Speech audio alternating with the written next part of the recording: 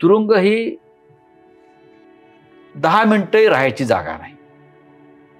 10 मिनिटं पण तुम्ही आतमध्ये जाऊन राहू शकत नाही, थांबू शकत नाही, ही जागा आहे ती. हा नरक, जर कोणाला नरक बघायचा असेल, अनुभवायचा असेल तर नरक आहे. लिहावं लागलं मला की बाळासाहेब ठाकरेंनी अमित शहा नावाच्या माणसाला तो संकटात असताना कशी मदत केली हे लिहिलंय. आणि त्याच माणसानं मग शिवसेनेच्या पाठीत कसा खंजीर खुपसून पक्ष बाळासाहेबांचा तोडला. आमच्याकडे रयत शिक्षण संस्था आहे का? आमची कॉलेजेस आहेत का? नाही. आमची विद्यापीठ आहेत का? नाही. तरी पक्ष आहे ना, तरी पक्ष आहे, लढतोय, जिंकतोय. शरद पवारांचा पक्ष, शरद पवार जिवंत आहेत अजून. अजित पवारांना तुम्ही त्याचा मालकी हक्क लिहून देता. तुम्ही कोण? अजित पवारांनी पक्ष स्थापन केला का? नाही, शरद पवारांनी पक्ष स्थापन केलाय ना, ते आहेत ना. भविष्यामध्ये नरेंद्र मोदी आणि अमित शहा यांची नावं देशाच्या राजकारणातून पुसली जातील. भारतीय सैन्याला अजून 3 दिवस मिळाले असते तर त्यांनी पीओके ताब्यात घेतला असता. इतका जोश होता लोकांमध्ये. तुम्ही जोश मारलात. नरकातला स्वर्ग म्हटले. हा नरक आहे ना, त्यातला हा स्वर्ग आहे. छोटे छोटे स्वर्ग आहे तिकडे. तो स्वर्ग म्हणून तुम्ही त्याला नाव. तुम्ही आतमध्ये संजय राऊत नाही आहात.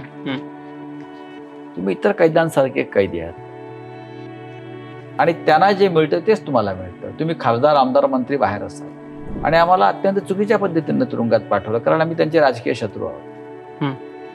आमच्यामुळे त्यांचं सरकार महाराष्ट्रात आलं नाही. जो या देशासाठी प्राणांची कुर्बानी द्यायला तयार आहे तो कोणत्या जाती धर्माचा असेल, तो आमचा आहे. हे आमचं हिंदुत्व आहे.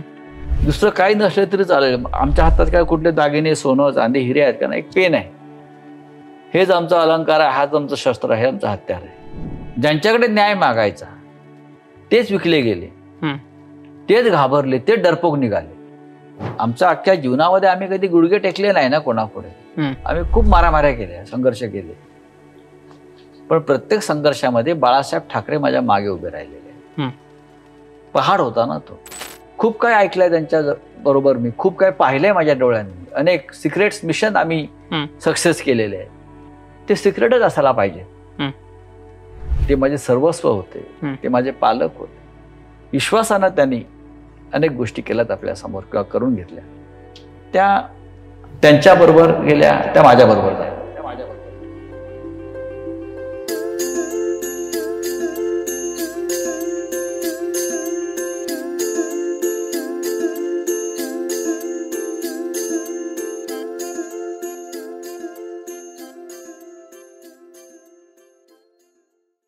नमस्कार, मी सचिन आणि तुम्हाला तर माहिती आपला विषयच भारी आहे. जेल हा विषय सगळ्यांसाठी एक आकर्षणाचा विषय राहिलेला आहे. म्हणजे जेलच्या इनसाइटमध्ये काय काय गोष्टी होतात याच्याबद्दल अनेकांच्या मनामध्ये आकर्षण आहे. अर्थात जेलमध्ये अनेक लोक वेगवेगळ्या प्रकारे जात असतात.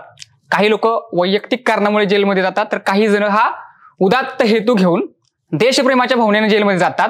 असे अनेक नेत्यांची उदाहरणं आहेत. अर्थात जेलमध्ये जाऊन अनेक नेत्यांनी, अनेक महापुरुषांनी बऱ्याच साऱ्या गोष्टी लिहून ठेवलेल्या आहेत. लोकमान्य टिळकांनी गीता रहस्य लिहिलेलं आहे. त्याच प्रकारे आपण जर बघितलं तर जॉन बन्यान नावाचे जे लेखक आहेत त्यांनी पिलग्रिम्स प्रोग्राम नावाचं पुस्तक जेलमध्ये लिहिलेलं आहे. अगदी महात्मा गांधींनी माझे सत्याचे प्रयोग नावाचं पुस्तक जेलमध्येच लिहिलेलं आहे. आणि अगदीच स्वातंत्र्यवीर सावरकर त्यांनी पुस्तक जेलमध्येच लिहिलेलं आहे, 1857चा स्वातंत्र्य समर. अशी सगळी उदाहरणं आहेत. अर्थात हे मी का सांगतोय, कारण माझ्या हातामध्ये पुस्तक आहे नरकातला स्वर्ग आणि ते लिहिलेलं आहे संजय राऊत साहेबांनी. अर्थात जेलमध्ये त्यांचे काय अनुभव होते आणि नेमकं जेलच्या आतमध्ये नेमकं काय अनुभव त्यांच्या वाट्याला आले हे सगळं विचारण्यासाठीच आपल्यासोबत स्वतः संजय राऊत साहेब आहेत. राऊत साहेब, तुमचं विशेष भारीमध्ये मनापासून स्वागत आहे. सगळ्यात पहिला प्रश्न माझा हाच आहे की याचं जे टायटल आहे नरकातला स्वर्ग, नरकातला स्वर्ग असं नाव तुम्हाला या पुस्तकाला का देऊ वाटलं? तुम्ही जे मगाशी सांगितलं जेलविषयी, जेलमध्ये हे गेले, ते गेले, अमुक गेले, ही सगळी नावं स्वातंत्र्य लढ्यातली होती. त्या सावरकर होते. सावरकरांनी किती यातना भोगल्या आपण पाहिल्या. तुलनेमध्ये इतर नेत्यांनी तुरुंगवास भोगला पण ब्रिटिश सरकार सुद्धा दयाळू होतं. गांधीजी असतील, पंडित नेहरू असतील, यांची चोख व्यवस्था तुरुंगात केली. आता गांधीजींना तर आगा खान पॅलेसमध्ये राहिले, मग काही काळ ते एरोडामध्ये पण राहिले असतील. आणीबाणीमध्ये सुद्धा लोक तुरुंगात होते. पण स्वतः इंदिरा गांधी तुरुंगामध्ये फोन करून या सगळ्यांची व्यवस्था आतमध्ये होत आहे ना याची काळजी घेत होत्या. मग अटलजींना विचारणं किंवा ते पिलू मोदी असतील, म्हणजे दयाळू राज्यकर्ते असतात. म्हणजे पिलू मोदी नावाचे एक राजकारणी होते, ते तुरुंगात होते. इंदिरा गांधींचे घोर विरोधक होते, खासदार होते, ते एका जेलमध्ये होते. इंदिरा गांधींनी त्यांना फोन केला तुरुंगात, पिलू कसं काय चाललंय आतमध्ये. प्रधानमंत्री फोन करतायत आणि इमर्जन्सीमध्ये. तर पिलू मोदी म्हणा सगळं काय ठीक आहे, पण माझी एक अडचण आहे की मला या इंडियन कमोडमध्ये जमत नाही सकाळी, मला सवय नाही. मग ठीक आहे. इंदिरा गांधींनी तात्काळ जेलरला फोनवरती घेऊन सांगितलं पिलू मोदींना ज्या प्रकारचं कमोड पाहिजे इंग्लिश ते ताबडतोब बांधून द्या तिकडे. 24 तासामध्ये पिलू मोदींची सोय झाली. म्हणजे अशा प्रकारचे राज्यकर्ते आपल्याकडे होते, ज्यांनी आपल्या राजकीय विरोधकांना सुडाच्या पद्धतीनं तुरुंगात मी तुम्हाला ठेवलंय, पण तुमची व्यवस्था मी पाहते. आता तसं नाहीये.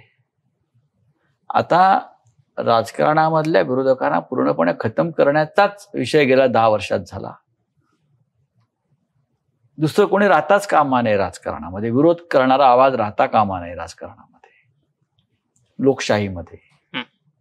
आणि मग आमच्यासारख्या अनेक, मी एकटा म्हणत नाही, आमच्यासारख्या अनेकांना प्रचंड त्रास दिला, छळ केला. म्हणून काय आम्ही बोलायचो, लिहायचो, संघर्ष करायचो, थांबलो का? आता अजिबात नाही. तुरुंगामध्ये, तुरुंग जगातला कोणते तुरुंग असेल हा नरकच असतो. तुरुंगाविषयी तुमच्या ज्या कल्पना आहेत, तुम्ही ज्या मगाशी सांगितल्या, तसं काय फार चांगला कल्पना तुम्ही ठेवून तुरुंगात जाऊ नका. जगभरातल्या कोणत्याही तुरुंगात तुम्ही जा. टिळक होते मंडालेच्या तुरुंगात, त्यांचं वाचा तुरुंगातल्या अनुभव. सावरकरांचे तर आपल्याला माहितच आहेत ना. आमच्यासारखे लोक अलीकडच्या काळात तुरुंगात गेले. तुरुंग ही 10 मिनिटंही राहायची जागा नाही. 10 मिनिटं पण तुम्ही आतमध्ये जाऊन राहू शकत नाही, थांबू शकत नाही, ही जागा आहे ती. हा नरक आहे. जर कोणाला नरक बघायचा असेल, अनुभवायचा असेल तर नरक आहे. मग त्या नरकामध्ये आमच्यासारखे लोक एखादा आनंदाचा क्षण कुठे मिळाला त्याला स्वर्ग मानतात. जसं मगाशी म्हणालो की बाबा आज स्वच्छ पाणी मिळालं प्यायला, पाण्याची बाटली मिळाली, अरे बापरे चला. कोणाच्या तरी मेहरबानीनं चांगला चहा किंवा कॉफी मिळाली, बिस्किट मिळालं, याला मी स्वर्ग मानतो. असे जे क्षण आहेत याला स्वर्गीय आनंद मानतो आम्ही, आमच्यासारखे लोक. बाकी लोक खून करून, बलात्कार करून, फ्रॉड्स करून जातात, त्यांना सवय आहे तुरुंगात राहण्याची अशा पद्धतीने. पण जो राजकीय संघर्ष करणाऱ्या त्या वाट्याला तुरुंग आहे, तो त्यांच्यासाठी हे जे क्षण असतात ते आनंदाचे क्षण असतात, स्वर्गाचे क्षण असतात. त्यातून त्याला ते नाव अविनाश भोसले म्हणून एक उद्योगपती आहेत, ते तुरुंगात होते दुर्दैवानं आमच्या बरोबर. त्यांनी दिलेलं टायटल आहे. ओके. ते होते. त्यांनी हे नाव सुचवलं. मी त्याला म्हटलं पुस्तक लिहायला पाहिजे या सगळ्या. जरूर लिहा. त्याला नाव काय द्यायचं? म्हटलं काय द्यायचं पाहू आपण. नरकातला स्वर्ग म्हटलं. हा नरक आहे ना, त्यातला हा स्वर्ग आहे, छोटे छोटे स्वर्ग आहे तिकडे, तो स्वर्ग म्हणून तुम्ही त्याला नाव द्या. अर्थात तुम्ही या पुस्तकामध्ये देखील लिहिलेलं आहे की कशा पद्धतीनं ड्रग्ज पेडलर सुद्धा काम करतात ना. प्रत्येक जेलमध्ये आहेत ते. तर ती थोडीशी इनसाइड स्टोरी जाणून घ्यायची. नाही, देशातला नाही, जगातल्या प्रत्येक जेलमध्ये ड्रग्ज पेडलरसाठी एक स्वतंत्र यार्ड आहे. त्यांच्यासाठी जसे पोस्को आहे, तो कायदा आहे, ते लोक तिथे असतात. प्रत्येक गुन्ह्याचे लोक जेलमध्ये असतात, प्रत्येक गुन्ह्याचे. तिकडे समान नागरी कायदा आहे. एकच कायदा आहे सगळ्यांसाठी. तुम्ही कैदी आहे, तुम्हाला नंबर आहे, तुम्हाला नाव नाही आहे. तुमची ओळख काय आहे? तुम्ही आतमध्ये संजय राऊत नाही आहात, तुम्ही इतर कैद्यांसारखे कैदी आहात. आणि त्यांना जे मिळतं तेच तुम्हाला मिळतं. तुम्ही खासदार, आमदार, मंत्री बाहेर असाल, कोणी पोलीस अधिकारी जेलमध्ये आला असेल, IPS, तो आतमध्ये कैदी आहे. तुम्हाला विशेष सवलती काहीच मिळत नाहीत. कोर्टाने मेहरबानी दाखवली तर फार तर घरचा जेवणाचा डबा तुम्हाला येऊ शकतो, नाहीतर तुम्हाला तुरुंगातलंच अन्न खावं लागतं, तुरुंगातच सतरंजीवर झोपावं लागतं. आम्ही या सगळ्यातून गेलेलो आहोत, आम्ही ते पाहिलंय. आणि आम्हाला अत्यंत चुकीच्या पद्धतीनं तुरुंगात पाठवलं, कारण आम्ही त्यांचे राजकीय शत्रू आहोत. आमच्यामुळे त्यांचं सरकार महाराष्ट्रात आलं नाही. आम्ही त्यांना थ्रेट वाटलो भविष्यातल्या त्यांच्या राजकीय घडामोडीसाठी दिल्लीतल्या. आम्ही त्यांना एक्सपोज करत राहिलो, म्हणून आमच्या सरकारने तुरुंगात टाकलं. अनिल देशमुख असतील, महाराष्ट्रात अनिल देशमुख होते, महाराष्ट्रात राजकीय म्हणाल तर आमचे नवाब मलिक होते, मी होते. त्याच्यात भुजबळ नाही लागलं, पण भुजबळ सगळ्या प्रकरणात नंतर निर्दोष सुटले. भले त्यांनी इथे काय राजकीय उड्या मारल्या असतील. प्रफुल्ल पटेल वर तर दाऊद इब्राहिमशी व्यवहार केल्याचा ठपका असताना त्याच्यावर ईडीने कारवाई, अटक नाही केली. अटक टाळण्यासाठी त्याने पक्षांतर केलं आणि गुन्हेच मागे घेतले. आम्ही हे केलं नाही. आम्ही शरणागती पत्करली नाही. आम्हाला म्हटलं काय ठीक आहे, शरणागती पत्करून जगण्यापेक्षा संघर्ष करू, लढू, बघू काय होत आहे. त्या पद्धतीने आम्ही राहिलो. पुस्तक वाचताना एक थोडासा वाचनात आलं माझ्या, की त्याच्यामध्ये असं लिहिलेलं आहे की तुम्ही पुठ्ठ्यावरती लिहायचा आणि ते जे पुठ्ठे होते ते बाहेर जायचे. भगवान हे तुमचे जे सहकारी आहेत सामना पेपरमध्ये, ते तो प्रसंग काय जरा छोटासा सांगितलं तर बरं होईल. नाही, आतमध्ये तुम्हाला एकतर त्यात लिहिलंय की मी जेव्हा आतमध्ये प्रवेश केला तेव्हा माझा पहिला पेनच काढून घेतला, म्हणजे आत्माच काढला. आयुष्यभर मी लिहत राहिलो. पेन, दुसरं काही नसलं तरी चालेल. आमच्या हातात काय कुठले दागिने, सोनं, चांदी, हिरे आहेत का नाही, एक पेन आहे. हेच आमचा अलंकार आहे, हाच आमचं शस्त्र आहे, आमचं हत्यार आहे.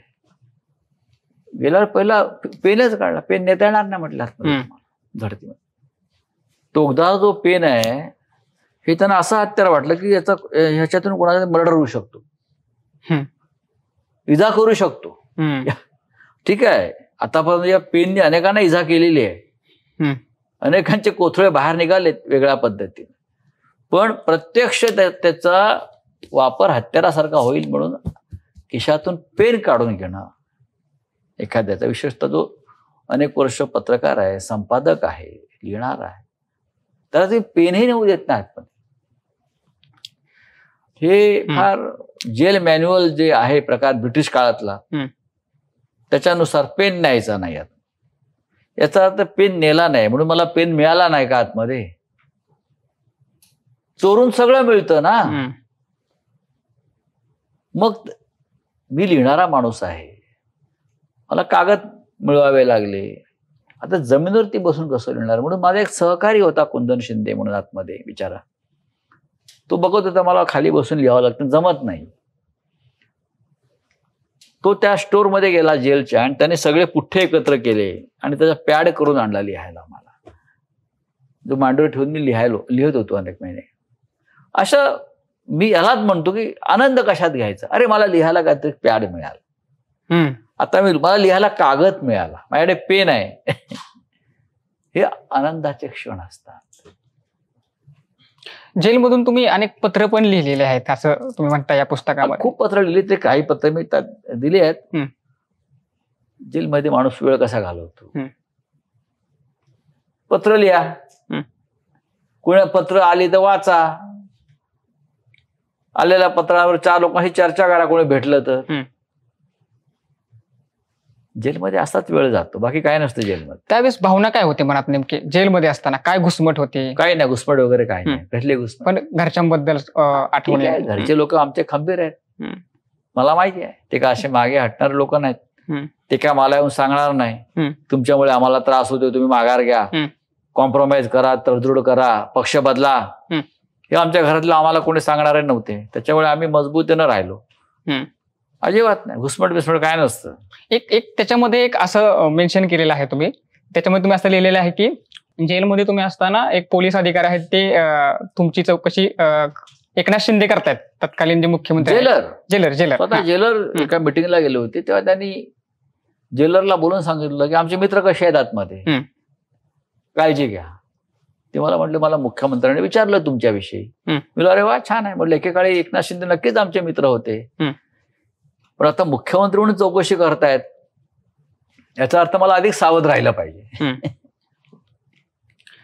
मला थोडंसं अजून काही प्रश्न विचारायचे, जसं की तुम्ही कायम त्याच्यावरती आवाज उठवत आलाय. पुस्तकामध्ये देखील तुम्ही अल कायदा ईडी असं एक प्रकरण केलेलं आहे, तिथं दहशतवादी आहेत ते लोक. तर त्याच्यामध्ये असं आहे की तुम्ही मागेही राजू परुळेकर सरांचं जे ब्लर्ब आहे त्याच्यामध्ये असं लिहिलेलं आहे की गेस्ट ऑफ एजन्सी ज्या आहेत, त्या एजन्सी जशा नाझीवादात ज्या एजन्सी सरकारसाठी काम करायच्या, हे जे ईडी, सीबीआय, NIA हे जे सगळ्या यंत्रणा आहेत, गुलाम आहेत सरकारच्या. या संवैधानिक पद्धतीने त्यांनी काम केलं पाहिजे. त्याचे काही कायदे, मुळात जो PMLA ऍक्ट आहे तो कशासाठी आहे, कोणासाठी आहे? तो राजकारणाला तुरुंगात टाकण्यासाठी नाही आहे, किंवा कोणी 5-25 हजार रुपयांचा कुठेतरी अपार केल्याचं बातमी आहे त्यांना अटक करण्यासाठी नाही आहे. हे सगळं हा अंमली पदार्थचा व्यवहारातून आलेले पैसे, बरं का, अतिरेक्यांचा अर्थ पुरवठा वगैरे वगैरे वगैरे जे आहे, हा तो जो व्यवहार आहे, स्मगलर्स, त्यांना थांबवण्यासाठी हा कायदा आहे. या कायद्याचा वापर सरकारने कोणासाठी केला? तर आपल्या राजकीय शत्रूंना अडकवण्यासाठी केला. हे अत्यंत त्याचं मिसयूज ऑफ पॉवर आणि लॉ आहे तो. PMLA ऍक्ट हा देशामध्ये अंमली पदार्थाचा म्हणजे ड्रग्स मधून येणारा पैसा किंवा व्यवहार थांबवणे यासाठी झाला. अतिरेक्यांना जो अर्थ पुरवठा होतो आहे तो रोखण्यासाठी झाला. याच्या पलीकडे या कायद्याचं महत्व नव्हतं, पण सरकारने आम्हालाच अशा पद्धतीचे गुन्हेगार ठरवून आम्हाला अटका केला. रावसाहेब, आता एक तरुण म्हणून बऱ्याचदा असा त्रास होतो की आपण पुस्तकात किंवा संविधानात वाचतो की कार्यकारी मंडळ, कायदे मंडळ, न्याय मंडळ हे सगळं एकमेकांपासून वेगळं असायला पाहिजे, म्हणजे संविधानिक मार्गाने. पण तसं काही दिसत नाहीये. न्याय मंडळ कुठं कार्यकारी मंडळामध्ये हस्तक्षेप करताना सगळे गुलाम आहेत ना, भीती आहेत. याचं पुढचं भविष्य काय वाटतं मला तुमच्या? आम्ही सगळे तुरुंगात राहिलो ते या सगळ्या घटनात्मक संस्थांनी गुडघे टेकल्यामुळे सरकारपुढे. न्यायालय असतील, राष्ट्रपती असतील, ज्यांच्याकडे न्याय मागायचा तेच विकले गेले, तेच घाबरले, ते डरपोक निघाले. त्याच्यामुळे सरकारची हिंमत वाढली अन्याय करण्याची. आणि मग आमच्यासारखे लोक जे लढत राहिले त्यांना अशा प्रकारे तुरुंगात जावं लागलं. पण नंतर हळूहळू न्यायालयाला सुद्धा असं वाटलं की नाही हे चुकीचं आहे. मग न्यायालयानं त्याच्यावरती ईडीच्या या दहशतवादावर आपली भूमिका स्पष्ट करायला सुरुवात केली. माझं जे जजमेंट आहे मला सोडल्याचं, ते पहिलं जजमेंट आहे या देशातलं. न्यायमूर्तींनी ईडीच्या कार्यपद्धतीवरच हल्ला केला. माझी अटक कशी बेकायदेशीर आहे, त्यांचा काही संबंध नाही या सगळ्या प्रकरणाशी. तरी पण तुम्ही तुमच्या वर असलेल्या राजकीय दबावाखाली संजय राऊतांना कशी अटक केली हे 140 पानाच्या निकालपत्रामध्ये न्यायमूर्तींनी सांगितलं. आणि हा पहिला निकालपत्र आहे ज्यात ईडीला त्यांची जागा दाखवण्यात आली. हे पहिलं निकालपत्र आणि ज्याच्यावरती मग नंतर देशभरामध्ये न्यायमूर्तींनी आपले निकाल दिले. मला तेच समजून घ्यायचं की जे कथित पत्राचाळ घोटाळा प्रकरण जे होतं ते नेमकं काय प्रकरण मलाच माहित नाही. आम्ही जे माध्यमामध्ये वाचतो कसलं पत्राचं मलाच माहित नाही. कसलं पत्राचं आणि 1400 कोटी 1000 कोटी हे काय नेमकं, म्हणजे तुमचं काय वर्जन आहे याच्यावरती की काय नेमकं हे प्रकरण काय? न्यायमूर्तीनंच सांगितलं आहे संजय राऊतांचा हे काय पत्राचाळ वगैरे कुठला विषय काही संबंध नाही.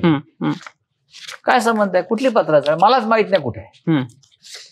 मी माझ्या आयुष्यात कधी ती जागा बघितलेली नाही कुठे आहे ती, मला माहित नाही.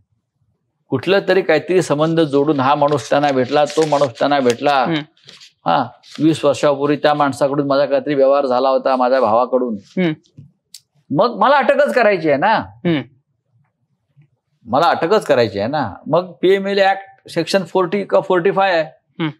कोणाचंही स्टेटमेंट घेऊन तुम्ही संबंधिताला अटक करू शकता. आणि तो खोटं बोलतो हे तुम्हाला सिद्ध करायचं आहे कोर्टात, हे त्या कायद्यात आहे. हा साक्षीदार खोटं बोलतोय, त्याने त्याची साक्ष खोटी आहे, हे मला कोर्टात प्रूव्ह करावं लागतंय. ईडीने त्याच्यावर दबाव आणलेला आहे की तू यांच्या विरुद्ध साक्ष दे, त्याच्यावरती मला अटक आहे. हा कायदा, याला क्रूर कायदा म्हणतो, निर्घृण कायदा आहे.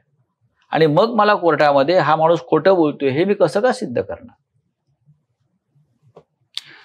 मला थोडा एक राजकीय प्रश्न असा विचारायचा आहे की जे म्हणजे एका ठिकाणी उल्लेख तुम्ही पण केला होता की रवींद्र वायकर जे आहेत ते तुमच्या जवळ येऊन रडले की जर मी शिंदे गटात गेलो नाही तर कदाचित मला जेलमध्ये जावं लागेल. तर एक काय गोष्ट आहे नेमकी अशा पद्धतीनं? अलीकडे मी ते पुस्तकात विषय मांडलेला आहे, हे मी सुटून आल्यावरचा विषय आहे. लोक कसे घाबरतात, हातपाय गाळतात. ते जेव्हा रवींद्र वायकर आमचे सहकारी होते आणि अनेक वर्ष त्याने आमच्याबरोबर काम केलंय आणि उत्तम माणूस, पण त्यांच्यावरती काही खोटे खटले दाखल केले त्या काळामध्ये आणि ते एवढे घाबरले, त्यांना वाटलं मला अटक होईल. आम्ही त्यांना सांगत होतो की ही केस अटक होण्यासारखी नाहीये. म्हणलं नाही, माझ्याकडे तुमच्यासारखं बळ नाहीये मानसिक तुरुंगात जाण्याचं. मला वाटलं, म्हणलं काय बळ आपोआप निर्माण होतं. तर मी वायकरना म्हटलं तुम्ही घाबरू नका. नाही, मी घाबरलेलोच आहे म्हटलं आणि मला निर्णय घ्यावा लागेल, आता मला आत्महत्या करावी लागेल म्हटले.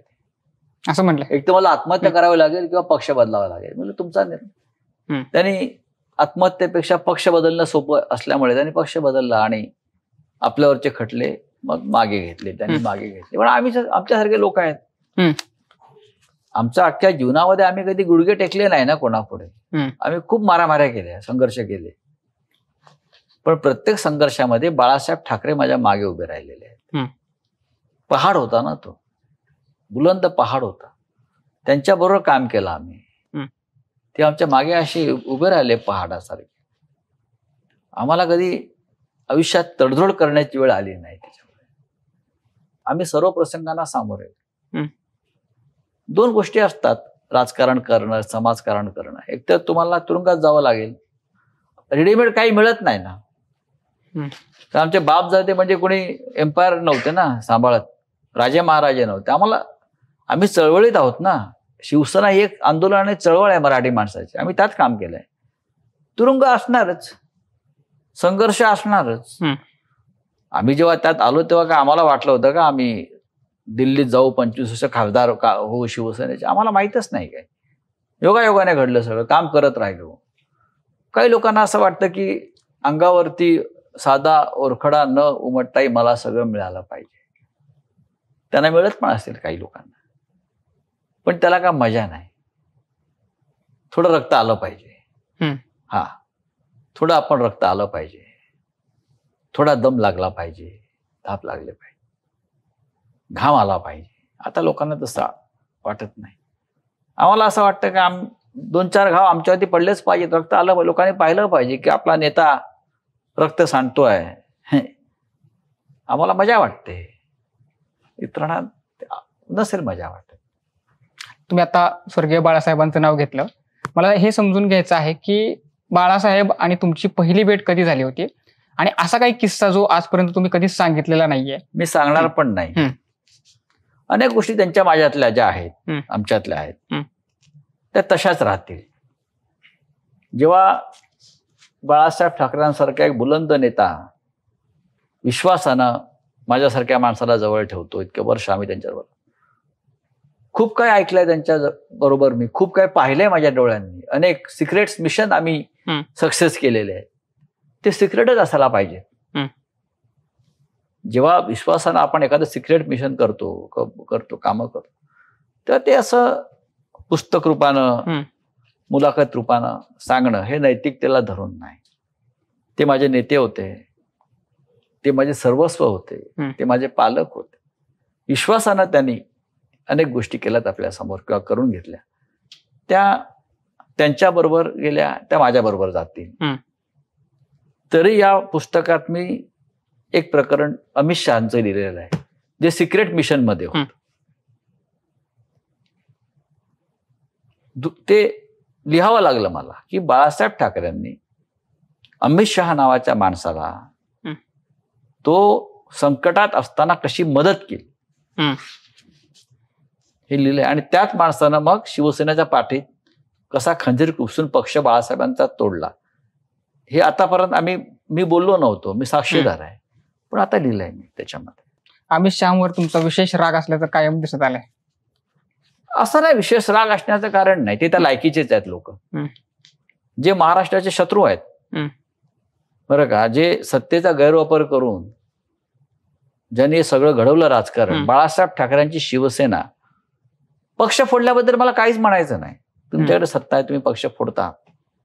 तुम्ही बाळासाहेब ठाकरेंची शिवसेना तुम्ही अशा एका माणसाच्या हातात दिली बरं का, जो डरपोक आहे, जो भ्याड आहे, जो भ्रष्ट आहे, आणि शिवसेनेच्या स्थापनेत त्याचं काहीच योगदान नव्हतं. अशा माणसाला तुम्ही शिवसेनेचा मालक बनवलं का तुमच्या हातात सत्ता आहे म्हणून. माझं भांडण इथे आहे. तुम्ही आमचे आमदार फोडलेत म्हणून भांडण नाही, तुम्ही आमच्याकडून सत्ता काढून घेतलीत म्हणून भांडण नाही. शरद पवारांचा पक्ष, शरद पवार जिवंत आहेत अजून. अजित पवारांना तुम्ही त्याचा मालकी हक्क लिहून देता. तुम्ही कोण? अजित पवारांनी पक्ष स्थापन केला का? नाही, शरद पवारांनी पक्ष स्थापन केलाय ना, ते आहेत ना. बाळासाहेब ठाकरेंचा पक्ष आहे, उद्धव ठाकरेंच्या पक्षाचे अध्यक्ष आहेत. एकनाथ शिंदे तुम्ही ठरवताय म्हणून एकनाथ शिंदे. राग इथे आहे. ही जी मनोवृत्ती, ही विकृती आहे. सत्ता आहे म्हणून मी काही करू शकतो नाही, ही विकृतीच तुम्हाला खतम करणार आहे. लक्षात घ्या, लिहून ठेवा तुम्ही. बाळासाहेबांचा बराचसा प्रभाव तुमच्या बोलण्यातूनही दिसतो. पण एक किस्सा परत परुळेकर सरांच्याच त्या लेखामध्ये होता. त्याने असं म्हटलं होतं की संजय दत्तचं जे प्रकरण होतं त्याच्यामध्ये थोडेसे मतांतर झाले होते काहीतरी. हो नक्कीच, ते काय लिहिलेत मी ते. असं ते काही असेल, पण लोकशाही कशी असते. बाळासाहेब ठाकरे लोक हिटलर म्हणायचे, हुकुमशाही म्हणायचे, हुकुमशाह म्हणायचे. पण मी ते एडिटर आहेत, मी कार्यकारी संपादक. एका विषयामध्ये झालेले मतभेद मी माझ्या लेखात व्यक्त केलेले आहेत. हे चुकलं आहे. खरं म्हणजे बाळासाहेब ठाकरे इतके थोर आहेत, मोठे आहेत, पण मी व्यक्त झालो. त्यांना ते आवडलं नाही म्हणून काय त्यांनी मला चिरडून नाही मारलं मोदी शहासारखं. त्यांनी मला समजवलं, भूमिका सांगितली, मी पटवून घेतलं. पण मला जे म्हणायचं आहे ते म्हणण्याची हिंमत बाळासाहेब ठाकरेंनीच आमच्यात दिलेली आहे बरं का, की मर्दासारखा उभा राहा, पळू नकोस. हे आम्हाला त्यांनीच दिलंय, तेच आम्ही घेऊन पुढे गेलो ना त्यांच्यानंतर. ते असा प्रश्न आहे की आता सध्याच्या घडीला उद्धव ठाकरे आणि राज ठाकरे एकत्र येतील अशा पद्धतीच्या बऱ्याच बातम्या येतात. महाविकास आघाडीच्या निर्माणामध्ये तुमचं मोठं योगदान राहिलेलं आहे, संपूर्ण महाराष्ट्राला माहिती आहे. इथं संजय राऊत साहेब का भूमिका घेत नाहीत, किंवा तशी भूमिका येणाऱ्या काळामध्ये ते घेतील का? घेऊ नका, नाही घेणार. राज ठाकरे यांची इच्छा असेल खरोखर मनापासून की उद्धव ठाकरे यांच्या बरोबर आपल्याला भाऊच आहेत ना दोघे, ते काय शत्रू आहेत का? भाऊच आहेत. राज ठाकरे यांची आई आणि उद्धव ठाकरे यांची आई या सख्या बहिणी आहेत. सख्या बहिणी आहेत त्या. हे किती जवळचं नातं आहे, सख्या भावाचंच नातं आहे. मार्ग वेगळे झाले आहेत, पण आता जर इच्छा त्यांनी व्यक्त केली आहे, त्यांनी पुढचं पाऊल टाकायला पाहिजे. म्हणजे असं आहे की उद्धव ठाकरेंची, आमची सगळ्यांची काय अपेक्षा आहे की आपण जेव्हा एकत्र येण्याचा विचार करतो तेव्हा तुम्ही महाराष्ट्राच्या शत्रूंशी संबंध तोडले पाहिजेत. आम्ही भारतीय जनता पक्षाला महाराष्ट्राचा शत्रू मानतो.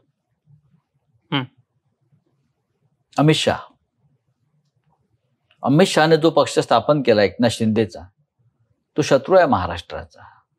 बाळासाहेब ठाकरेंच्या शिवसेनेला अशा प्रकारनं तोडणं ही महाराष्ट्राची बेईमानी आहे. कारण हा पक्ष महाराष्ट्राच्या स्वाभिमानासाठी निर्माण झाला.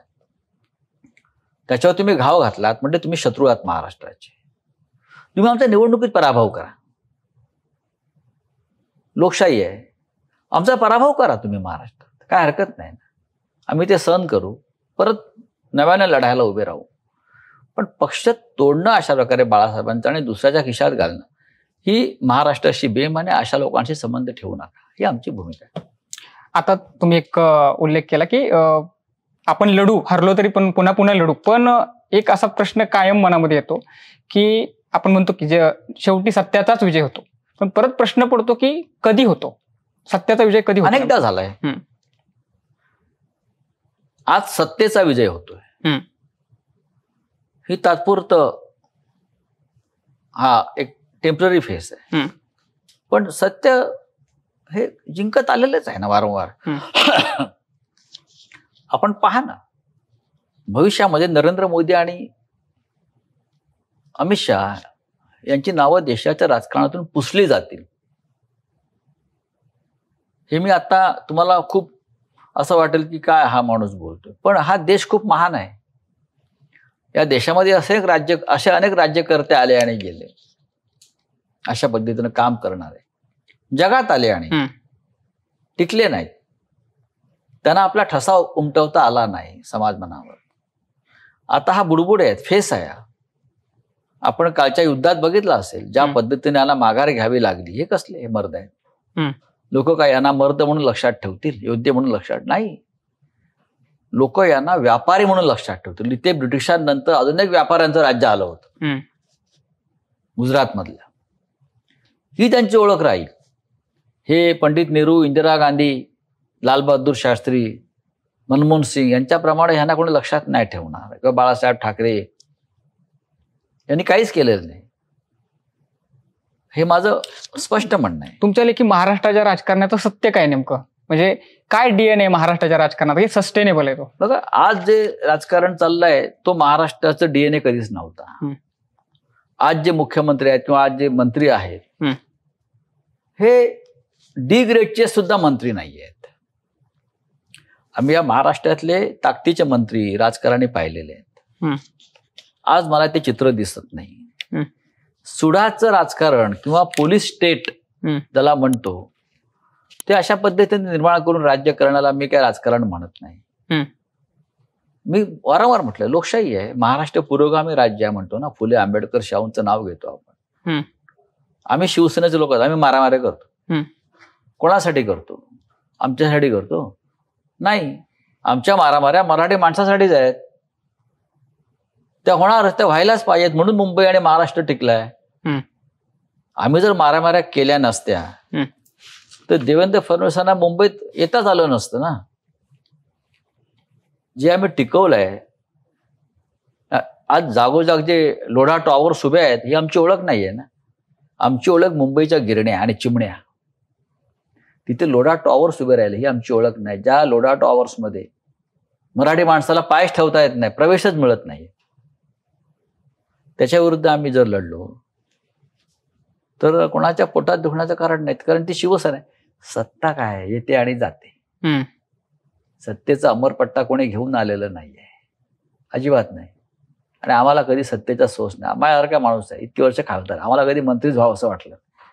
मंत्री झालो की आम्ही लढाया मारामाऱ्या कधी करणार? मग आम्हाला कराव्याच लागतील मारामाऱ्या. रावसाहेब, पण असं आहे की शिवसेनेनं कायमच मराठीच्या मुद्द्यावर, जसं की स्थानिक लोकाधिकार समित्यांच्या माध्यमातून मराठी माणसासाठी पाऊल उचललेलं आपल्याला बघायला मिळालं. पण गेल्या काही काळापासून आपण बघितलं तर मराठीचा हा मुद्दा जो आहे तो सुद्धा शिवसेनेपासून लांब चालत दिसतोय. नाहीये. मला एक माहितीसाठी सांगतो, हा एक गैरसमज आणि अपप्रचार आहे. आता कोणते राज ठाकरेंच्या पक्षाचे लोक ह्याला कानफडात मारा, त्यांना कानफडात मारा, म्हणजे का मराठ्याचा विजय होतो का? याला मारला, तो मराठी बोलत नाही. बघा, मुंबई ही देशाची आर्थिक राजधानी, हे मान्य केलं पाहिजे ना तुम्ही. देशाचे इथे जगभरातले लोक येतात, पण मराठीचा झेंडा फडकला पाहिजे. आम्ही जेव्हा या विषयावरती मारामाऱ्या करत होतो तो काळ वेगळा होता.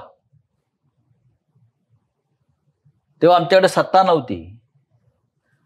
आम्ही सत्तेवरती आहोत ना आता. भले आज याच्यात आम्ही आमदार आहोत, खासदार आहोत. आज आमच्या शब्दाला किंमत आहे. बाळासाहेब ठाकरेने आम्हाला ती ताकद दिली. आता तुम्ही ज्या पदावर, मी खासदार आहे, माझ्याकडे कोणी प्रश्न घेऊन आला मराठीचा, मी खासदार म्हणून फोन करू शकतो, ए बाबा काय चाललंय. आता जाऊन मला तिथे मारायची गरज पडत नाही. तो काळ होता मारावं लागत होतं, आता नाही लागत. आता आपण थोडे ग्लोबल झालोय ना.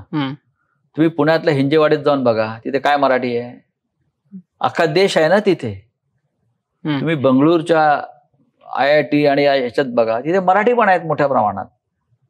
आता दरवाजे बंद नाहीयेत, पण त्या भागामध्ये त्या राज्यामध्ये स्थानिकांना प्राधान्य मिळायला पाहिजे.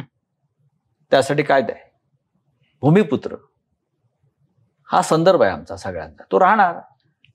या मुद्द्यावर मारा, त्या मुद्द्यावर मारा, त्या मुद्द्यावर मारा, ह्याने काही होत नाहीये. एक दिवसाची बातमी होते आणि भाजपवाले टाळ्या वाजवतात, मराठी माणूस आपापसात मारामाऱ्या करतोय. शिवसेनेचा आत्मा हा मराठी माणूसच आहे, तो राहणार. रावसाहेब, हा आता लॉंग टर्मचा मराठीचा मुद्दा जसं तुम्ही सांगितला तो शिवसेनेचा राहिलेला आहे. तरी सुद्धा मुख्य जी मुंबईची भूमी आहे तिथपासून महाराष्ट्रातून मराठी माणूस आहे तो कुठेतरी बाहेर विस्थापित झालेला आपल्याला बघायला मिळतोय. मुख्य मुंबईची जी भूमी आहे तिथं मराठी माणसाचा टक्का जो आहे तो कमी होतोय. बघा, हे महाराष्ट्राच्या स्थापनेपासूनच आहे. म्हणून तर मुंबई आपल्याला देत नव्हते. तरुण पिढीला इतिहास माहीत नाही. हा मुळात महाराष्ट्राची लढाई मुंबईसाठी झाली ना. कारण त्यांचं तेच म्हणणं होतं की मुंबईत मराठीचा टक्का कमी आहे, मुंबई सगळ्यांची आहे, मुंबईत गुजराती जास्त आहेत, हीच त्यांची भावना होती. आम्ही म्हटलं नाही, आमचा मुंबईवरती नैसर्गिक अधिकार आहे. महाराष्ट्राचा मराठी माणसाचा मुंबईवर नैसर्गिक अधिकार आहे, ही आमची भूमिका आहे. आणि त्याच्यावर तर 4.5 वर्ष आपण संघर्ष केला. मुंबईतला टक्का हा पहिल्यापासूनच कमी आहे, पण तो आम्ही टिकवला. शिवसेनेनं लढून टिकवला, सातत्याने टिकवला. 106 हुतात्मे दिले आपण त्यासाठी. स्वतः शिवसेनेचे 69 लोक मारले गेलेत, नवीन पिढीला माहीत नाही. 1967-68 सालच्या लढ्यामध्ये, बेळगाव कारवारच्या, मुंबई शहरामध्ये शिवसेनेचे 69 लोक मारले गेले. हे आम्ही कोणासाठी केलं? त्यासाठीच केलं की मुंबईमध्ये मराठी माणसाचं प्रभाव राहिला पाहिजे. मला वाटतं आजही तो आहे. मराठी माणसाचा टक्का तेवढाच आहे. फक्त जी उभी मुंबई होती ती आता आडवी मुंबई होती, ती अशी उभी झाली. टॉवर्स वाढले, त्या टॉवर्समध्ये मराठी माणसं नाहीत दुर्दैवानं. चाळीमध्ये होते, त्या चाळी तुटल्या, गिरण्या गेल्या. हे दुर्दैव आहे. आता हिंदुत्वाचा जो मुद्दा आहे तो कायम भाजप फ्रंटलाईन करताना दिसतोय. भाजपला काय झालं? मला फक्त हे समजून घ्यायचं आहे की हिंदुत्वाची तुमची व्याख्या काय? काय नाही, भाजपची हिंदुत्व म्हणजे आमचं हिंदुत्व नाही. आणि भाजप का हिंदुत्वाचा ठेकेदार नाही. आम्ही उद्धव ठाकरेंनी फार छान सांगितलं, आम्ही भारतीय जनता पक्षाला सोडलं, हिंदुत्वाला सोडलं नाही. भाजपा म्हणजे हिंदुत्व नाही. जे भाजपबरोबर गेले ते हिंदुत्ववादी वगैरे, हे ढोंग आहे. तुमच्या लेखी हिंदुत्व म्हणजे काय? तुमच्या लेखी हिंदुत्व म्हणजे काय? आम्ही सगळे हिंदूच आहोत ना. म्हणजे भाजप आणि शिवसेना यांच्यातलं हिंदुत्व. भाजपचं हिंदुत्व काय आहे? कालच्या मध्य प्रदेशमध्ये त्यांचा मंत्री आहे विजय शहा नावाचा, काय बोलला तो? कर्नल सोफिया कुरेशी, जी आमच्या देशाच्या सैन्यामधली एक प्रमुख अधिकारी आणि जी देशाचं नेतृत्व करते या आंतरराष्ट्रीय स्तरावर. आता विजय शहा नावाचा मंत्री म्हणतो ही जी कर्नल कुरेशी आहे, सोफिया कुरेशी, ही पाकिस्तानची बहीण आहे, आतंकवाद्यांची बहीण आहे, त्यांच्या दृष्टीने ते हिंदुत्व आहे. अशा प्रकारे भेद करणं. आम्ही असं म्हणतो, ज्यांचं या देशावर प्रेम आहे, तो कोणत्या जाती धर्माचा असेल, जो या देशासाठी प्राणांची कुर्बानी द्यायला तयार आहे, तो कोणत्या जाती धर्माचा असेल, तो आमचा आहे. हे आमचं हिंदुत्व आहे, हे आमचं राष्ट्रीयत्व आहे. जो राष्ट्रावर प्रेम करतो तो हिंदूच आहे. तुमच्या प्रार्थनांच्या प्रथा वेगळ्या आहेत ना. पण राष्ट्रभावना तीच आहे ना, आम्ही त्याला हिंदुत्व मानतो. आणि अशा प्रकारे भेदाभेद करून हा देश टिकणारच नाही, या देशाची परत फाळणी होईल, हे भाजपला कळत नाही. मला एक हायपोथेटिकल प्रश्न विचारायचा आहे असा की जर बाळासाहेब ठाकरे आज असते तर त्यांनी वेगवेगळे जे नेते आहेत, एकनाथ शिंदे आहेत, नरेंद्र मोदी आहेत, अमित शहा आहेत, देवेंद्र फडणवीस आहेत, यांच्याबद्दल काय त्यांनी आता ऍक्शन घेतली असती आज जर बाळासाहेब ठाकरे असते तर? बघा, प्रश्न असा आहे की एकनाथ शिंदे असतील, एकनाथ शिंदे हे नेतेच नाहीयेत, त्यांना अमित शहाने नेता केलं. एकनाथ शिंदे काय नेता नाहीये. उद्धव ठाकरेंनी त्यांना पक्षात नेता केलं अलीकडच्या काळात. मग अमित शहाने त्याला एक पक्ष काढून दिला, शिवसेना नावाचा डुप्लिकेट. आता बाळासाहेब ठाकरेंच्या काळात सुद्धा छगन भुजबळ सोडून गेले, नारायण राणे सोडून गेले, गणेश नाईक सोडून गेले आणि राज ठाकरे सोडून गेले. असं नाही की बाळासाहेबांच्या काळात कोणी सोडून गेलं नाही, प्रमुख लोक त्यांच्या काळात सोडून गेले आणि त्यानंतर पक्ष पुढे वाढत राहिला. आता शिंदे गेला, अजून कोणी गेले, अजून कोणी गेले. सध्याच्या राजकारणामध्ये होत राहणार, त्यांची फार चिंता करण्याचं कारण नाही. नारायण राणे गेले तेव्हा आम्हाला असं वाटलं सगळ्यांना, अरे बापरे, राणेसारखा नेता गेला. आम्ही म्हटलं एक निवडणूक जायला पाहिजे, लोक येतात. तसंच झालं. त्याच राण्यांचा पराभव केला, त्यांच्या मुलाचा पराभव केला कोकणामध्ये. होत असतं या प्रवाहामध्ये. आपण काम करत राहायचं ना, संघटना महत्वाची आहे, संघटना वाढवत राहायचं, लोकांपर्यंत पोहोचलं पाहिजे. आम्ही पोचतो. आमच्याकडे कारखाने आहेत का? साखर कारखाने. आमचा पक्ष कसा आहे, आमच्याकडे एकमेव साखर कारखाने, सूत गिरण्या, दूध उत्पादक संघ, अमुक तमुक, या सगळ्या यंत्रणा आमच्याकडे अजिबात नाहीयेत. आम्ही फाटके लोक आहोत पहिल्यापासून. बघा ना, आमच्याकडे कोणतीही संस्था, आमच्याकडे रयत शिक्षण संस्था आहे का? नाही. आमची कॉलेजेस आहेत का? नाही. आमची विद्यापीठ आहेत का? नाही. तरी पक्ष आहे ना, तरी पक्ष आहे, लढतोय, जिंकतोय. हे बाळासाहेब ठाकरेंनी निर्माण केलेलं साम्राज्य आहे. फाटक्या लोकांचा पक्ष आहे, साध्या लोकांचा पक्ष आहे. पण आम्ही लोकांची कामं करतो. आता मुंबईसारख्या ठिकाणी सर्वाधिक मराठी माणसाला रोजगार देण्याचं काम बाळासाहेब ठाकरेंनी केलंय. तेच आम्ही पुढे चालवलंय. लोकांना पोटाला लावतो ना, करतो. मला आता तुम्हाला हा प्रश्न विचारायचा आहे की पहलगामचे जे हल्ल्याचे जे दहशतवादी आहेत, मी कायम असं म्हणत आलाय की ते 4 दहशतवादी कुठे आहेत याचा शोध घ्या. किंवा तुम्ही अनेक शाब्दिक कोट्या देखील तिथे केले आहेत की अमेरिका के पॉपने वॉर रुकवादी वगैरे. एका बाजूला असं होतंय की युद्धबंदी झालेली आहे आणि दुसऱ्या बाजूला भारतीय जनता पार्टी तिरंगा यात्रा काढते.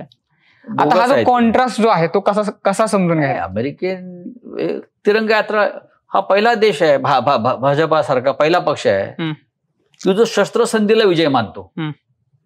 आणि तुम्ही माघार घेतली, तुम्ही शस्त्रसंधी केली आणि त्याच्यात तुम्ही विजय साजरा करता. हा पहिला असा पक्ष बघितला मूर्ख मी की शस्त्रसंधीचा विजय उत्सव करतात. मूर्ख.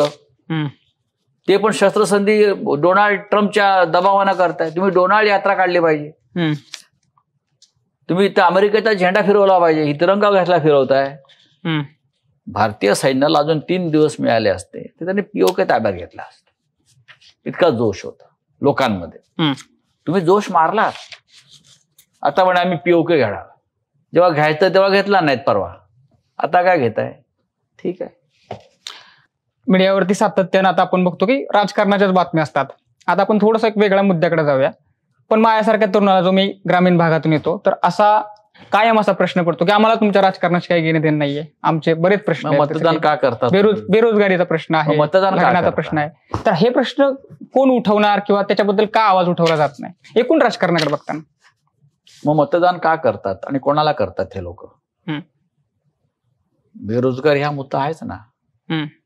शेतकरी आत्महत्या आहे. शेतमालाला भाव मिळणं हा एक महत्वाचा भाग आहे. कर्ज आहे शेतकऱ्यांवरती. मग तुम्ही हे जे भारतीय जनता पक्षाचे लोक आहेत, जे तुमच्या डोक्यात धर्मांधता भरवतात आणि तुम्ही मेंढरांसारखं त्याच्या मागे जाता, दिशा नाही तुम्हाला, मग ते का मतदान करता? तुम्हाला राजकारणात इंटरेस्ट नाही, मग तुम्ही हे सरकार का आणता? अशी सरकार तुम्हीच आणता ना. एकदा मी बाळासाहेबांना, आम्ही निवडणूक हारलो, सतत आम्ही निवडणूक हारतच आलो. आणि आम्हाला वाईट वाटायचं, आम्ही निराश व्हायचो असे. आणि पण बाळासाहेब असे स्थितप्रज्ञ आम्हाला म्हणजे काय रे चेहरे पाडून बसलाय तुम्ही, हारलो, एवढी मेहनत केली आपण, 10-12 तरी जागा आपल्या यायला पाहिजे होत्या. ठीक आहे म्हटलं, त्यात आपला काय दोष आहे म्हटलं. लोकांच्या नशिबात चांगलं सरकार नाही त्याला आपण काय करणार म्हटलं. लोकांच्या नशिबात किंवा महाराष्ट्राच्या नशिबात चांगलं सरकार नाही त्याला आपलं काय, आपण काम करत राहू म्हटलं. ठीक आहे, आमची तीच भाव आहे. मला तुम्हाला पुन्हा एकदा जेलच्या जीवनाकडे न्यायचं आहे. जेलमध्ये तुम्हाला जसं तुम्ही मगाशी उल्लेख केला, अनिल देशमुख असतील, गरवारे असतील, जसं पुस्तकामध्ये तुम्ही उल्लेख केला, अविनाश भोसले आहेत, गिरीश चौधरी, उके बंधू, सुरश्रेंचा पंतू पीटर, अशी काही उदाहरणं आहेत. पुस्तक वाचत येस. तर त्या पुस्तकामध्ये मला फक्त थोडंसं ब्रीफ समजून घ्यायचं की काय तुमचा संवाद तिथं व्हायचा. संवाद होतो पुस्तकात आहे सगळा. तुरुंगामध्ये विविध प्रकारचे लोक असतात, विविध क्षेत्रातले लोक असतात, कलाकार असतात, सगळे असतात बरं का. त्यांच्याशी माझ्यासारखा माणूस जेव्हा समोर आणि एकमेकांना ओळखत असतात अनेक वर्ष, त्यांच्याशी संवाद साधल्यावरती ते मी पुस्तकात लिहिलं आहे, लोक वाचतील. अजून एक गोष्ट की जेलमधले जे कैदी आहेत, कच्चे कैदी आपण म्हणतो, तर त्यांच्या हक्काबद्दल फार असं बाहेर बोललं जात नाही, कारण ते कैद्यांना हक्कच देत नाहीत कोणी. जेलमध्ये माणसं राहतात आणि त्यातले 90% लोक नंतर निर्दोष सुटतात. त्यांना चुकीच्या पद्धतीने त्यांच्यावर कारवाई झालेली असते. त्यांना काही हक्क आहेत त्याचा कोणी विचारच करत नाही. वर्षानुवर्ष कैदी सडत पडलेले आहेत तिथे, मांडलंय वर्षानुवर्ष. खटले लागत नाहीत, तारखा पडत नाहीत. अत्यंत मरगळलेली न्याय व्यवस्था आहे. आतमध्ये गेल्यावरती कळतं. माझ्या पुस्तकात एक प्रकरण आहे, मानवी हक्कांचे हे कोंडवाडे आहेत. हे कोंडवाडे जे आहेत फार अस्वस्थ करतात. त्यांनाही जगण्याचा अधिकार आहे. ते काय मी म्हटलं त्याच्यामध्ये की असे अनेक महत्वाचे लोक तिथे आले की त्यांना कळलंच नाही की आपल्याला का अटक केली, आणि सरकार लक्ष घालायला तयार नाही. मी स्वतः केंद्रीय कमिटीवर काम केलंय त्या खासदार म्हणून, पण ठीक आहे. 2-3 प्रश्न फक्त राहिलेले आहेत. आता आपण असं म्हणतो की एक उद्योगपतींचं हे सरकार आहे, कायम टीका होते. एका बाजूला असं आहे की राहुल गांधी संसदेमध्ये उद्योगपतींचं सरकार आहे, अंबानी अदानींचं नाव घेतात, पण दुसऱ्या बाजूला असं दिसतं की शरद पवारांची फार जवळीक आहे असं देखील दिसतं. रोहित पवार असेल ना राज्य त्यांच्यासोबत आपल्याला उद्योगपतीचे संबंध असतात. शरद पवारांनी या महाराष्ट्रामध्ये मोठ्या प्रमाणामध्ये उद्योग निर्माण केलेले ते खरं आहे ना. MIDC स्थापन केल्यात, उद्योजकांना त्यांनी उत्तेजन दिलेलं आहे नवीन जुन्या. त्यात इतर लोक सगळे असू शकतात. त्याच्यावर त्याचा फार चर्चा करणं गरजेचं आहे. शरद पवारांनी आयुष्यभर राजकारण करताना हा देश राज्य आर्थिकदृष्ट्या मजबूत व्हावा म्हणून काम केलंय, सहकार क्षेत्र मजबूत व्हावं म्हणून काम केलंय. मला पुन्हा एकदा परुळेकर सरांच्या लेखाचा दाखला देऊ वाटतो, कारण तो लेख फार दर्जेदार होता. त्याच्यामध्ये ते असं म्हणतात की रूढार्थाने तुम्ही हिंदुत्ववादी नाही, पण तुमचे जे विजन आहे, जसं की शरद पवार साहेबांच्या सोबत सुद्धा तुमचे चांगले पहिल्यापासूनच संबंध होते आणि कॉम्रेड श्रीपाद अमृत डांगेंबरोबर काम केलेलं आहे. त्यांची विजन तुम्हाला खूप आवडत होते. तर कसं बघायचं याच्याकडे, की कारण त्याच्यामध्ये परुळेकर सर असंही लिहितात की संजय सरांच्याकडे, संजय राऊत साहेबांच्याकडे एक पुरोगामी दृष्टिकोन सुद्धा आहे, हिंदुत्ववादी सुद्धा ते आहेत. असं एक मिक्सअप संजय राऊत साहेबांच्या मध्ये आपल्याला मिक्सअप असं नाही. आपण हिंदू तर आहोतच ना. आपण हिंदू नाही असं कसं का तुम्ही म्हणणार? आपण हिंदू आहोत. याचा अर्थ असा नाही की मी दुसऱ्या धर्माचा किंवा दुसऱ्या धर्माच्या लोकांचा द्वेष करावा आणि त्यांना या देशात राहण्याचा अधिकार नाही, चालतेवा बोलावं, ही आमची परंपरा हिंदुत्वाची अजिबात नाहीये ना. मग आता RSSचे अनेक लोक मधल्या काळामध्ये देशद्रोहाच्या आरोपाखाली तुरुंगात गेले. पुण्याला एक कुरुकळ नावाचं प्रकरण झालं, डिफेन्सचे सिक्रेट विकले. तो का मुसलमान आहे का ख्रिश्चन आहे, कोण आहे तो? त्यांच्याविषयी तुमची काय भूमिका आहे सांगा ना. अशा प्रकारचे लोक आणि प्रवृत्ती सगळ्यात जाती धर्मात असतात. त्याचा विचार केला पाहिजे तुम्ही. मी या मताचा आहे की या देशामध्ये हिंदूंचं महत्व हे राहायला पाहिजे. बहुसंख्य हिंदू आहेत, त्यांचे अधिकार जे आहेत ते हे बाळासाहेबांचंच म्हणणं. इतर धर्मांनी सुद्धा तो हिंदूंचा सन्मान ठेवला पाहिजे. बहुसंख्य आहे, हा देश हिंदूंचाच आहे ना, आणि तो राहीलच. 85 कोटी हिंदू आहेत, ते सगळ्यांपेक्षा वरच आहेत. त्यांचा अधिकार ते राहणारच आहे, तो राहिलाच पाहिजे. पण या देशाला एक पुरोगामी चेहरा आहे, तो नष्ट केला तर देश संपेल. जो गेल्या 10 वर्षात जो द्वेष आणि विष पसरताना दिसत आहे, त्याच्यामुळे या देशाचे तुकडे होते. मीडियाकडे तुम्ही कसं बघता? या सगळ्या बघत नाही मी मीडियाकडे. रोज तुम्ही असता मीडियामध्ये, पण ते मी बोलतो. पण एकूण दे आता आपण बघतो की लोकशाहीचा चौथा स्तंभ. आता पुढे मीडिया चौथा स्तंभ वगैरे काय राहिलेला नाही. पत्रकार म्हणून तुम्हाला आता मालक झाले, पूर्वी मालक नव्हते. रामनाथ गोयंका नावाचे एक फार मोठे वृत्तपत्राचे स्तंभ होते. त्यांनी कायम सरकारविरुद्ध लढाई केली. मी काम केलंय. प्रस्थापितांविरुद्ध व सरकारविरुद्ध लढण्याची ताकद ज्याच्यामध्ये आहे तो मीडिया. सरकारशी जुळवून घेणारा व्यापार म्हणून आणि सरकारच्याच गोटातल्या उद्योगपतींनी अख्खा मीडिया विकत घेऊन सरकारच्या चरणावर ठेवणं, याला हा कसला मीडिया, हे कसलं वृत्तपत्र स्तंभ काय नसतं. फेसबुकवरती काही तुमच्या नावाने ग्रुप पण आहेत, असं की सौदाऊद एक राऊत, कोणते पाठवतं, बरेच आहेत की जे तुमच्या समर्थनार्थ देखील पोस्ट करतात. काही ट्रोलर्स देखील आहेत. करू द्या ना, लोकशाही आहे. जर लोक माझ्यावर प्रेम करतात तर त्यांनी माझा द्वेष पण केला पाहिजे आणि तो मी स्वीकारला पाहिजे. येस. रॅपिड फायर आपण शेवटाला करूया. महाविकास आघाडीमध्ये जवळचा आणि आवडता सहकारी कोण तुम्हाला वाटतं? काँग्रेस किंवा असं मी सांगू शकत नाही. ओके. तुमचे आदर्श महापुरुष कोण वाटतात तुम्हाला? महात्मा गांधी की सावरकर? महात्मा गांधी. सावरकरांवरती माझं प्रेम आहेच, पण शेवटी देशाच्या स्वातंत्र्य लढ्याला दिशा द्यायचं काम गांधींनी केलंय. सावरकरांची भूमिका ही आम्ही कायम स्वीकारली आहे हिंदुत्वाची. राजकारणात भविष्य कोणाचं वाटतंय? तेजस ठाकरे की आदित्य ठाकरेंचं? या प्रश्नाचं उत्तर मी देणार नाही. तुमच्यासाठी आदर्श नेते कोण? राजकीय नेते बाळासाहेब ठाकरे की शरद पवार? बघा, बाळासाहेब ठाकरे माझे कायम नेतेच राहिलेत, म्हणून मी शरद पवारांच्या विरोधात बोलावं असे काय हे नाही. शेवटचा प्रश्न, आवडतं क्षेत्र कोणतं? राजकारण की पत्रकारिता? पत्रकारिता. तर याच मुद्द्यावरती आपण इथेच थांबूया. अर्थात दिलखुलासपणे संजय राऊत साहेबांनी आपल्याला ही मुलाखत दिली. बऱ्याच मुद्द्यांवरती त्यांनी त्यांच्या पद्धतीची उत्तरं दिली. अर्थात हा व्हिडिओ तुम्हाला कसा वाटला, हा पॉडकास्ट भारीचा हा सेगमेंट जो आपला आहे, हा पॉडकास्ट कसा वाटला तो आम्हाला कमेंटच्या माध्यमातून नक्की कळवा.